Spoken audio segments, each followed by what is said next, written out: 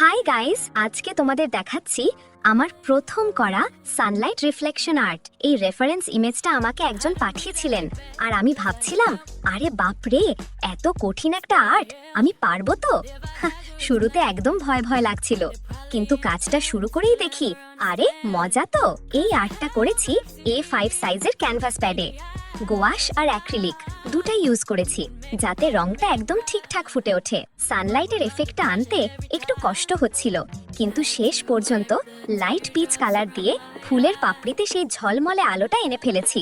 যেখানে সূর্যের আলো পড়েনি সেখানে দিয়েছি ডার্ক ক্রিমসন রেড, একদম পারফেক্ট শেড। হাইলাইট করেছি লেমন ইয়েলো আর হোয়াইট মিশিয়ে, আর ডালে ইউজ করেছি বার্ন্ট আম্বার আর ব্ল্যাক। পাতায় দিয়েছি স্যাপ গ্রিন আর হোয়াইট মিক্স করে লাইট গ্রিন শেড, একদম ফ্রেশ ভাইব। কেমন লাগলো আমার এই প্রথম সানলাইট রিফ্লেকশন আর্টটা?